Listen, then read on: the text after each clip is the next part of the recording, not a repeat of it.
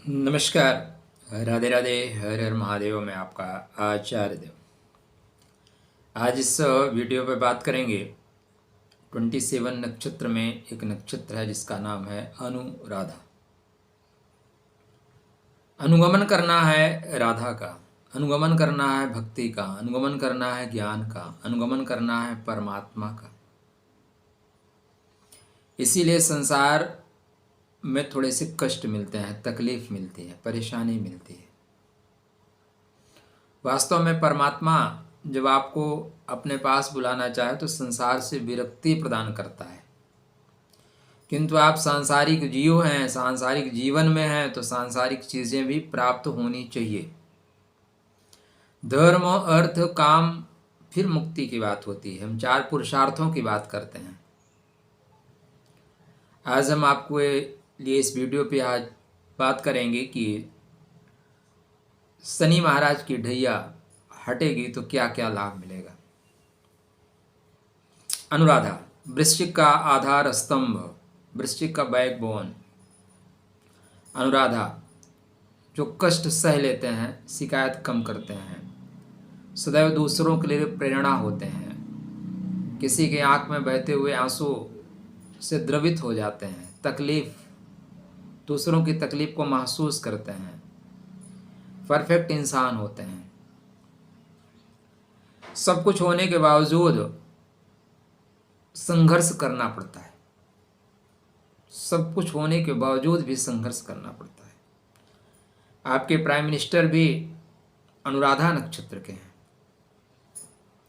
व्यक्तिगत लोगों का अपना अपना दृष्टिकोण हो सकता है, लेकिन आप तुलनात्मक अध्ययन अपने स्वतः से कर लीजिए तो आप पाएंगे कि उनमें और आप में जमीन आसमान का अंतर है। हम सब एक छोटे से पद पे बैठ जाते हैं और पद न जाने पाए इसकी चिंता रहती है, पद से हम क्या वसूल लें। तो अनुराधा वास्तव में कमलवत बनाने का है। पैर तो आपके कीचड़ में थे, कीचड़ में हैं और कीचड़ में रहेंगे। जड़ों में दुर्गंध तो थी, है और रहेगी, लेकिन उस दुर्गंधों को छोड़ के ऊपर उठना है, अपने आप को कमलवत बना ले जाना है। 29 मार्च 2025 आपके लिए एक ऐतिहासिक डेट हो सकती है। यहाँ से बहुत सी चीज़ें आपके जीवन में सहज रूप से बेहतर होना आरंभ हो जाएंगी। चैनल को अभी तक सब्सक्राइब नहीं किया है तो कृपया कर लीजिए। आप वीडियो पे आए हैं तो या तो लाइक का ऑप्शन है या तो डिसलाइक का ऑप्शन है, कुछ न कुछ करके जाइएगा। जीवन में कुछ करने वालों के लिए उन्नति मिलती है, बकाया बैठ के कोसने वालों को तो कुछ नहीं मिलता। एक वक्त चल रहा है इस समय सब कुछ सुनिश्चित करने का, जो जैसा कर रहा है उसको साथ वैसे व्यवहार करने का, दंडात्मक प्रक्रिया में आ गए हैं। और शनि जो राहु की युति है ना, यह संसार में बहुत अच्छा परिणाम नहीं देगी, संभल के रहिएगा। शनि राहु का प्रभाव देखिए अभी दिखाई देने लगा, जो भगदड़ हो जा रही है, लोग भगदड़ करा दे रहे हैं। जैसे कुंभ मेला में हो गया, दिल्ली में हो गया, भूकंपीय स्थिति आना, भूकंप भी आएंगे, अराजकता फैलाई जाएगी। तो शनि राहु की युति श्रापित दोष है ना, बहुत संभल के रहिएगा, आपके भी बर्थ चार्ट पे बनेगा। तो यह श्रापित दोष, हालांकि आज हमारी बात श्रापित दोष पे नहीं हो रही है, आज हम बात कर रहे हैं शनि महाराज के ढैया से मुक्त हो जाने के पश्चात क्या मिलेगा। पहला चीज, आपके स्वभाव में प्रबलता आएगी, आप दृढ़ निश्चयी हैं। बीच में आपका संकल्प थोड़ा सा हिला था तो संकल्प मजबूत होगा, आत्मविश्वास आपका बढ़ेगा, नो डाउट। जो स्वभाव में थोड़ा रूखापन आ गया था वो स्वभाव का रूखापन भी खत्म होगा। आप आने वाले टाइम में विद्या व्यसनी बनेंगे और व्यसन छोड़ के विद्या की ओर, आध्यात्म की ओर आपकी रुचि होगी। जैसे शनिदेव मीन राशि में प्रवेश करेंगे और खासकर अपने नक्षत्र में जाएंगे, तब आप गुप्त विद्याओं के प्रति आपका सहज रुझाव होगा। आपके इष्ट की सहज कृपा आपको मिलना शुरू हो जाएगी और ये कृपा जब गुरु महाराज कर्कस्थ हो जाएंगे तब और ज़्यादा मिलेगा। निश्चित रूप से आने वाले वक्त में आपको घूमने का मौका मिलेगा, भ्रमण का आपको शौक भी है, भ्रमण का मौका मिलेगा, अच्छे मित्रों से मुलाकात होगी।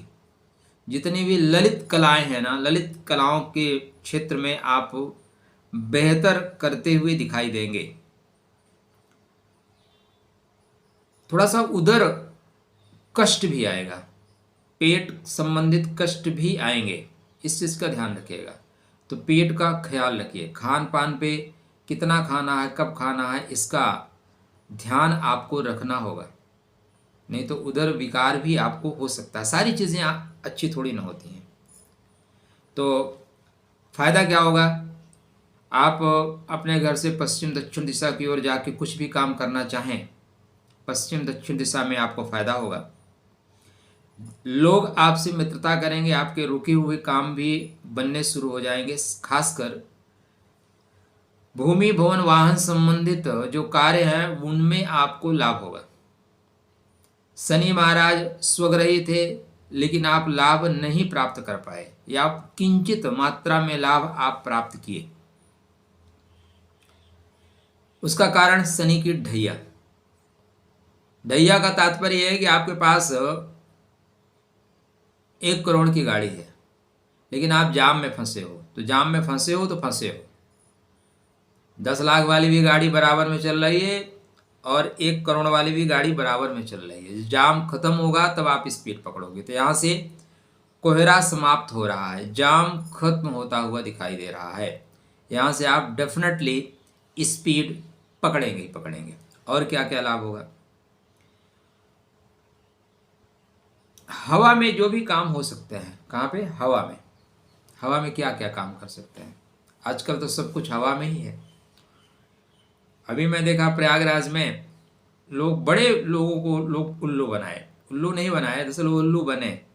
बड़े बड़े लोगों को ऑनलाइन बुकिंग कर लिए और जब लोग पहुँचे तो ना तो उनका होटल कहीं मिला और ना ही वो व्यक्ति मिले, फ़ोन उनका स्विच ऑफ जा रहा है। मिलाड़ तक लोगों को भी लोग बेवकूफ़ बना दिए ये हवा में। लेकिन ये गलत है, इसका खामियाजा उन्हें भुगतना पड़ेगा। प्राप्ते 10 समूलम तस्य विनश्यति। अब 10 कितना हो सकता है ये आप देख लें। तो आपके कोई न्यायालय में कार्य चल रहे थे, कोई मुकदमाबाजी चल रही थी, उसमें आपको रिलैक्स होगा। घर में जो तनाव चल रहा था, घर के तनाव से आपको मुक्ति मिलेगी। किचकिच से थोड़े से आप बाहर आ रहे हैं।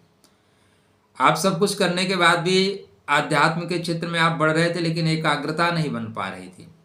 कुछ समय तक कर रहे थे, कुछ समय के बाद नहीं कर पा रहे थे, आलस्य आ जा रहा था। अब आपकी वो एकाग्रता पुनः वापस आ रही है। आपकी एनर्जी 3rd चक्र से ऊपर उठने की पूरी प्रक्रिया में सम्मिलित है, बस आप उठाने की कोशिश करें। क्योंकि यह वर्ष मंगल का वर्ष है।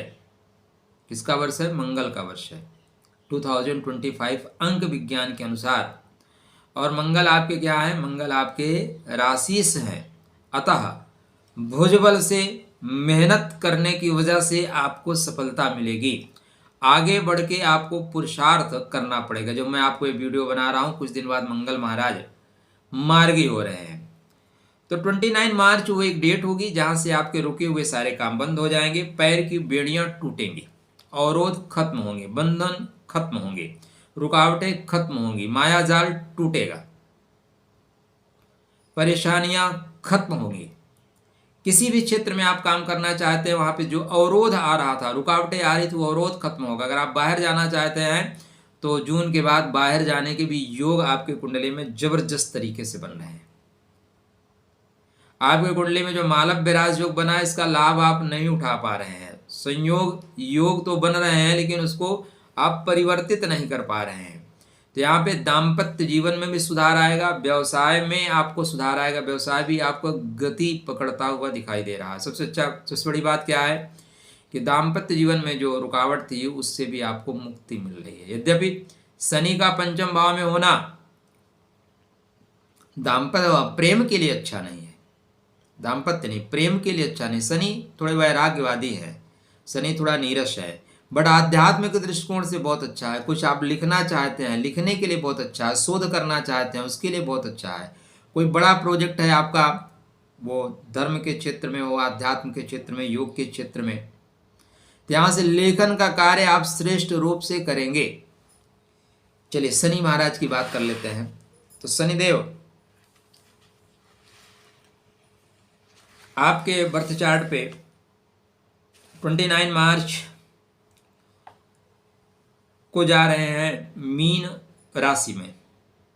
जो नवांश होगा वो कर्क नवांश होगा। बातें नवांशा तक की। कर्क नवांश, कर्क भावुकता का है, कर्क भावना का है, कर्क आपके भाग्योदय का है। तो भाग में पड़े हुए अवरोध, भाग्य के बंद कपाट यहां से खुलना आरंभ हो गए। यहाँ से शनि की दृष्टि हटते ही अंदर के जो प्रहरी बैठे हैं वो फाटक को खोल देंगे, भाई जाओ निकलो। एक आदेश ही हो, और जो बंद करने वाले हैं वो तुरंत फाटक खोल देंगे। शनिदेव 28 अप्रैल को अपने नक्षत्र में प्रवेश करेंगे। यहीं से आप गति पकड़ना शुरू करेंगे। ठीक है। यद्यपि 18 मई तक आपके बर्थ चार्ट पे श्रापित दोष का भी प्रभाव रहेगा। श्रापित दोष, चीटिंग से बचिएगा, क्योंकि जब भूख लगी हो तो कुछ भी मिल जाए तो खा लेने की आदत होती है। शारीरिक आवश्यकता है। तो यहाँ पे प्रेम आपको मिलेगा, और प्रेम मिलते ही आप ये चयन नहीं कर पाओगे कि योग्यता उसकी क्या है।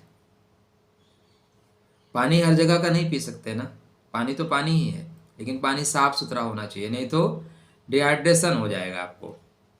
तो यहाँ पे राहु शनि जब इकट्ठे हों तब आपको थोड़ा सा ध्यान दे के आगे बढ़ना है। यहाँ पे परेशानी आ सकती है, और चूंकि सप्तमेश यहीं पे है इसलिए फटाफट बोलेंगे कि प्रेम हो गया तो आओ बंधन में बंध जाते हैं। तो कृपया ध्यान दें, 18 मई तक प्रेम के घर में राहु का होना प्रेम में धोखा दे सकता है। उसके पश्चात जैसे ये अपने नक्षत्र में 28 अप्रैल के बाद ही प्रवेश कर रहे हैं सिंह नवांशा में। सिंह नवांश मतलब कर्म का नवांश। कर्म क्षेत्र में आप गति पकड़ेंगे, कर्म क्षेत्र में आपकी प्रगति सुनिश्चित है। ये मैं सिर्फ आपको नक्षत्र के अनुसार बता रहा हूं, ठीक है, नक्षत्र के अनुसार। इसके पश्चात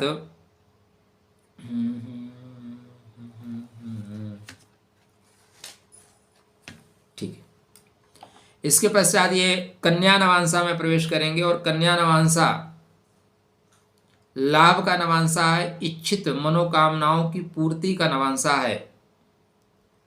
तो 7 जून से लेकर 18 अगस्त तक इच्छित मनोकामनाओं की पूर्ति होगी। यहीं पे शनिदेव वक्री भी होंगे।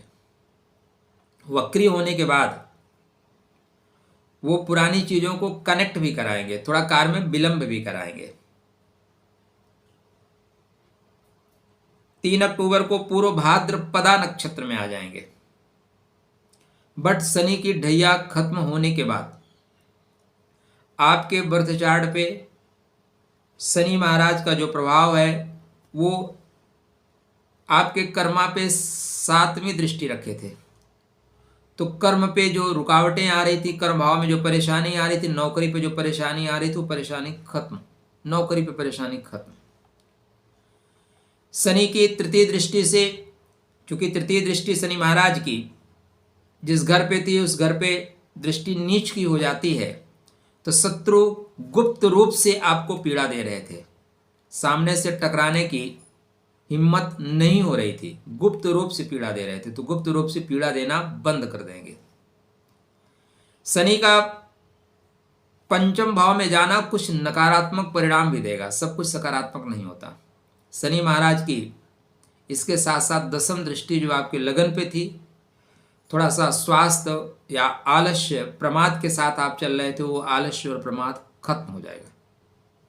इतने सारे बेनिफिट हो रहे हैं शनि महाराज के दैया से खत्म होने के बाद। और क्या होगा? तो सबसे व्यापक जो प्रभाव, व्यापक परिणाम पड़ेगा वो चंद्रमा के ऊपर और चंद्रमा के नक्षत्रों पे पड़ेगा। समझने वाली बात यह है। वीडियो लंबा हो रहा है क्या? कट कर दें? राधे राधे, जय श्री कृष्ण। आप लोग धैर्य के साथ सुनने वाले हैं, मुझे पता है, इसलिए आप लोगों के लिए वीडियो लंबा होने का कोई मतलब नहीं होता। पहला प्रभाव क्या पड़ेगा? आप हमें बंधक बना लीजिए।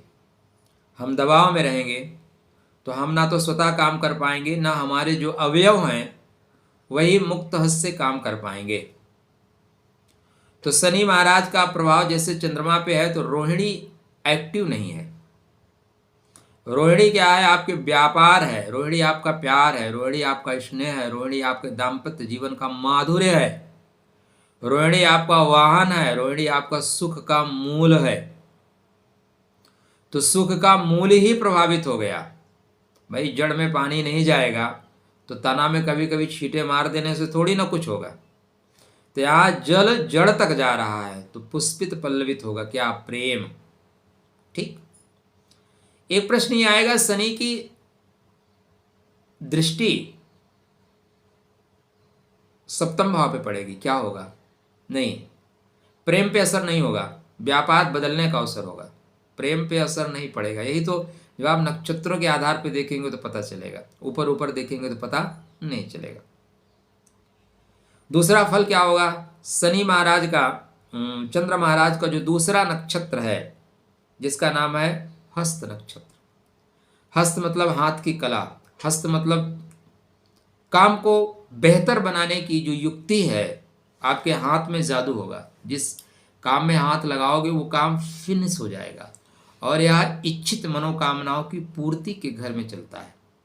तो आपकी कलाएं, आपका उपाय, आपका प्रयास आपकी कामनाओं की पूर्ति का सशक्त माध्यम बनेगा। बोलेगा ठीक है, आप मेहनत कर रहे हो ना, हम काम को पूरा कर देते हैं। तो लाभ की संभावनाएं प्रबल हो जाएंगी। अर्थ जगत में चंद्र का तीसरा जो नक्षत्र है श्रवण नक्षत्र, भगवान विष्णु की कृपा प्राप्त नक्षत्र है, आपके पराक्रम के घर में चलता है। अभी तक क्या था? आपको सुनना पड़ रहा था, लोग आपकी बात ही नहीं सुन रहे थे, या आप यूं कह लें कि कुछ अनवांटेड चीजें भी आपको सुननी पड़ रही थी। अब आपको अनवांटेड चीज सुनाने वाले नहीं रहेंगे। बोलेंगे नहीं, अब उनकी आपको सुनना ही नहीं है, उनको डिस्कनेक्ट कर देना है, भागो यहां से, तुम बहुत सुन लिया, पका दिए, तो उनसे पकना बंद हो जाएंगे। थर्ड हाउस बंधु बांधवों का है, तो आपके भाई बंधु बांधव भी आपकी सुनेंगे। मित्र सिर्फ सुनाएंगे नहीं, मित्र भी आपकी सुनेंगे। ये चंद्रमा के प्रभाव से होगा। सबसे बड़ा प्रभाव क्या होगा? क्योंकि भाग्यम फलति सर्वदा न विद्या न च पौरुषम, भाग्य पे जो प्रभाव था, अवरोध था, वो खत्म हो जाएगा। और जीवन में यदि आप भाग्यशाली हैं तभी आपको कर्म करने का अवसर मिलेगा। आपके भाग्य में कर्म करना लिखा है लेकिन आपको आयु ही नहीं मिलेगी, वक्त ही नहीं मिलेगा, तो क्या करोगे? यहाँ से आप आध्यात्म के जगत में एकाग्र होकर निरंतर बढ़ रहे हैं, ईश्वर की कृपा मिल रही है। और वहीं पे आप भौतिक जगत में देखें तो दाम्पत्य जीवन का सुख मिलेगा, व्यापार में थोड़ा ऊपर नीचे तो चलेगा, लेकिन कामनाओं की पूर्ति होगी, मतलब अर्थार्जन होगा। सबसे ज़्यादा फायदा क्या? आध्यात्म के क्षेत्र में प्रगति, गुप्त क्षेत्र में प्रगति, गुप्त साधनाओं में प्रगति, ध्यान में आपकी प्रगति।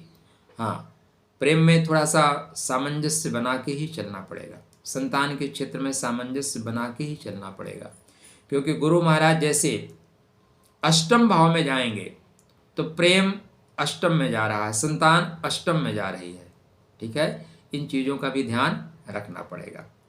श्रेष्ठ लाभ प्राप्त करने के लिए मंगल का वर्ष है, आपके पंचमेश गुरु हैं, तो भय प्रकट कृपाला दीन दयाला, भगवान राम का स्तोत्र का पाठ करिए, श्री रामचंद्र कृपाल भजमने हनुमान जी का। कुछ ऐसा संयोग बनाइए, कुछ ऐसा संयोग बनाइए कि एक साथ मंगल को और गुरु को साथ ले जाइए, एक साथ रखिए। वो आप अपने घर में बना सकते हैं वास्तु के माध्यम से। अच्छा, वास्तु भी ज्योतिष का एक पार्ट है, लेकिन जब तक आपके ग्रह नक्षत्र अनुकूल है ना, आपको वास्तु खराब नहीं होगा। जब ग्रह नक्षत्र ही खराब होंगे तभी आप वास्तु भी खराब कर लोगे। तो अपने घर पे ऐसी चीज़ों का सृजन करें कि गज केसरी योग बने। ऐसी चीज़ों का सृजन करें कि गुरु मंगल 3 कदम आपको आगे ले जाने वाले योग बने। ये आपको करना होगा। हम लोगों ने पढ़ा है ना कि एक प्रतीक, रावण शनि को अपने पैर के नीचे रखता था, पढ़ा है। यह एक प्रतीक है। रावण ने नवग्रहों को बंदी बना लिया था। भाई यह पृथ्वी किसी भी ग्रह में हमारे जैसी कई हजार पृथ्वियां समा सकती हैं, ठीक है ना। बृहस्पति इत्यादि में पता नहीं कितनी पृथ्वियां समा जाएं, सूर्य में कितनी पृथ्वियां समा जाएं। तो उन नवग्रहों को बंदी बनाया जा सकता है क्या? नहीं जी, बंदी बनाया नहीं जा सकता। यह एक उपमा है। मतलब आपने ऐसे प्रयास किए कि ग्रह आपके अनुकूल हो जाएंगे, ग्रह आपके प्रतिकूल फल नहीं देंगे। उसी तरह हमारे जीवन, देखो आजकल क्या होता है कि ऐसे ऐसे झटके वाले ज्योतिषी आ गए, झटके वाले ऐसा ऐसा बताते हैं कि, लेकिन वो कैसे करेंगे ये उनको स्वतः नहीं पता है। तो इस तरह की चीज़ों को आप गहनता से सोचना शुरू करिए। आध्यात्म के क्षेत्र में आप विकास कर रहे हैं। यह जो समय होगा आपके लिए, आपके जीवन में बहुत ही सकारात्मक परिणाम देने वाला होगा। खुश रहिएगा, स्वस्थ रहिएगा, मुस्कुराते रहिएगा, धर्म के पथ पे बढ़ते रहिएगा। आपके लिए राधे राधे, जय श्री कृष्ण।